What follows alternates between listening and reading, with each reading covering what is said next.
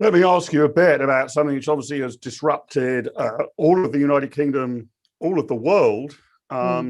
Just to add to the worries and the number of things in your inbox, Arlene, the coronavirus pandemic. Hopefully now with the vaccination program, we can see the end in sight and some sort of return to the new normal. But what's your view of the present Westminster government roadmap to ease lockdown? Is there a danger now we're being too cautious? I appreciate people are still dying of this illness, but I think the daily count is now in dozens, rather than many hundreds. We have vaccinated pretty much all of the highly vulnerable population over the UK. I think more than half of the adult population has now been vaccinated. What's your view on how quickly we can revert to normal activities, going out for a restaurant, meeting people in big groups, music festivals, sporting events, the rest of it? Do we really need to wait till June the 21st before we can do all of these things?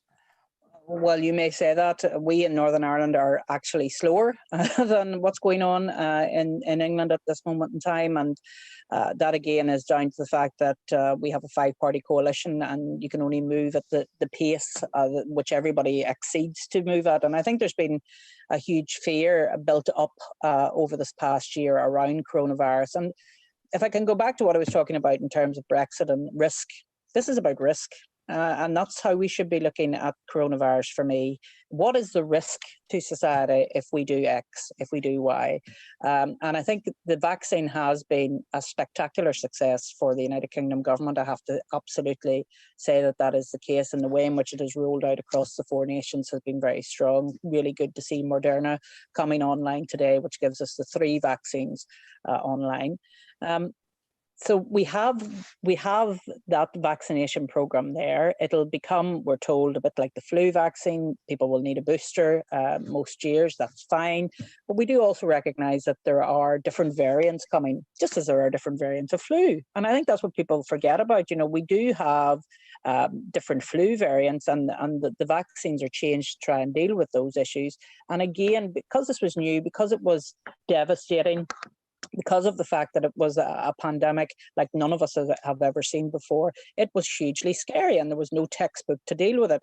But I think now, as we move out of this period of time, that we should be looking at more of a risk analysis basis for how we come out of this, because those businesses that have been closed for such a long period of time, been given government support, of course, they don't want to have to take government support. They'd much rather be trading and working as they would and growing. I mean, one of the devastating things for me, Mark, I have to say, is I spent 7 years as a Minister for the Economy, which had tourism underneath it. And we built up the tourism sector here in Northern Ireland in a really integrated way. I was incredibly proud of what we'd achieved with the tourism sector here. The Game of Thrones tourism, Giant's Causeway, Belfast City itself, Londonderry, all of that was really going from strength to strength. COVID-19 has decimated our tourism industry. And whilst most people did holiday at home last year, and that helped in a small way, we need to move to a point where we can have that international travel again and we can have people coming to visit. Of course, we need to do it in a safe way. That's why government is spending so much time looking at the travel task force, looking at COVID certifications, which I know is a very controversial and complex issue. We absolutely need to move out of where we are at present and into a risk assessed place, because we need to recover and rebuild in a very fast way. Yes, we can do things differently. We've learned from people working from home, working remotely, and that's something we now know can happen. But let's use that information to build back stronger and build back in a way that is sustainable for the 21st century.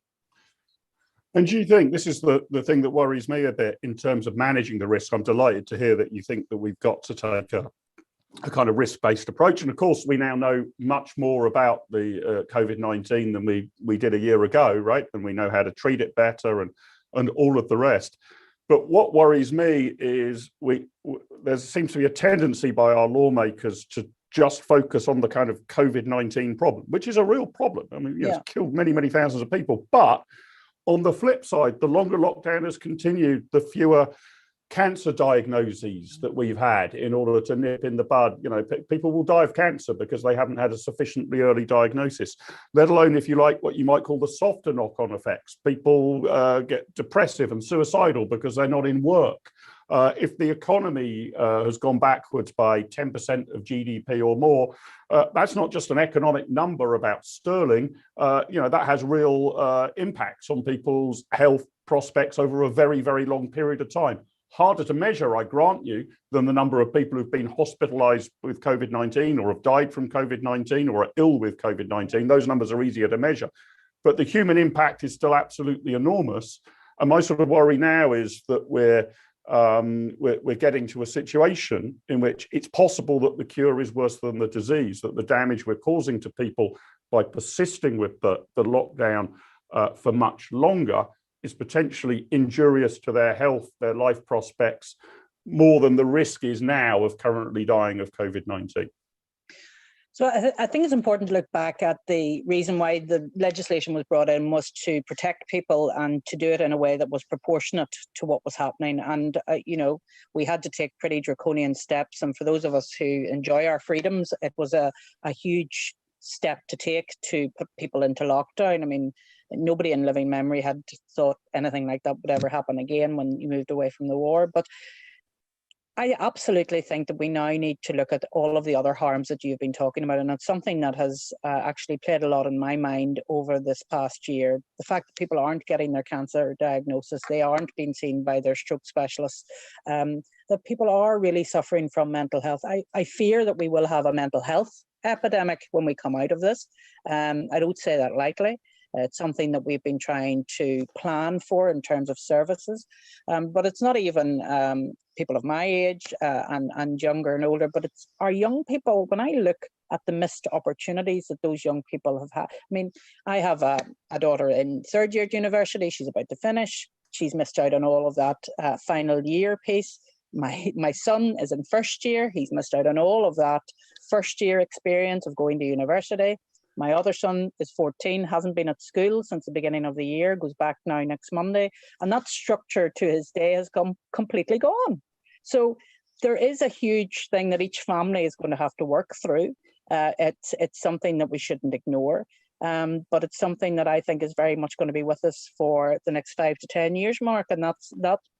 Yes, we had to intervene on COVID and we had to deal with that issue. But now there's going to be a long tail of the consequences of how we dealt with COVID. And I don't think we can turn a blind eye to all of that. And we will have to make government policies to intervene to deal with all of that. How's the vaccination rollout going in Northern Ireland? You've highlighted, as so many people have, that in aggregate in the UK as a whole, this is a relative success. You might even say a relative triumph compared to the rest of the continent, but it's going a bit slower in Northern Ireland, isn't it? My stats say that 59% of those aged 50 or over have had their vaccine or their first jab, I should clarify, in Northern Ireland. It's 93% in England, 90% in Scotland.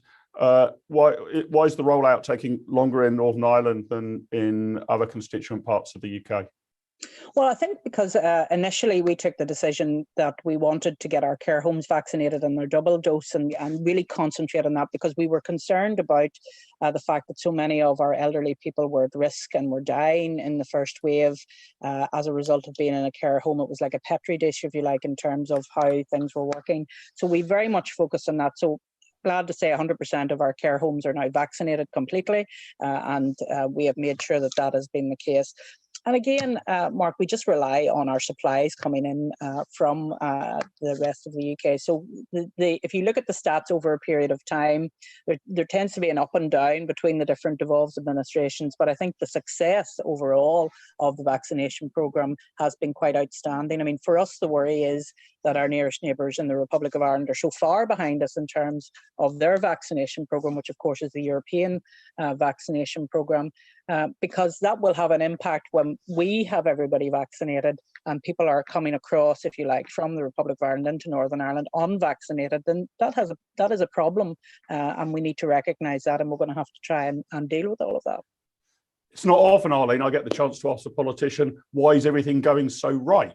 But what do you put the success down to? Is it as simple as the UK just took a very early and what's turned out to be wise, but at the time was a gamble decision on procurement? So we just got our orders in faster than the EU, than the Germans and the French. I have to say, this is anecdote, not data, but I was absolutely gobsmacked by the efficiency at Battersea Arts Centre. You know, I was bracing myself for being in a long queue or having to fill in endless forms, in and out in 15 minutes. I mean, I wouldn't go so far as to say it was a pleasant experience, but it was as pleasant as it could have been, and ran with not just military efficiency, I mean, great kindness and sort of, you know, customer awareness from the staff and the volunteers working there. What's been the root cause of our success compared to basically any other Western country in the world? I think the USA is catching us up. Israel's been a standout success. Israel, yeah. Is it just,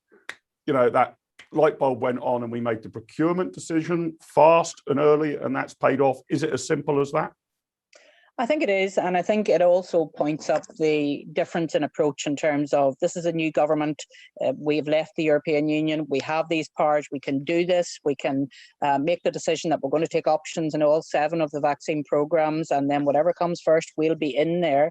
And then you contrast that with what happened in the European Union when some countries actually did want to move faster than the Commission, but were held back from doing that. And I think it's a very live, if you like, example as to why those of us who believed it was right to leave the European Union shows why, because of the inflexibility and the slowness of decision making and the fact that you have to get everybody into the same place. Whereas in the UK, they took the decision, they implemented it, and then as a result, everybody in the UK has had the benefit of that through the vaccine program. I mean, your own experience of getting the vaccine very much chimes with my own. I was able to get it locally in my own local leisure centre, walk in, give the details, in the arm and out again. You know, I mean, it was absolutely amazing to think there I am. I'm now vaccinated with my first dose, and you know, it makes you feel a lot more stronger and safer to go out and about.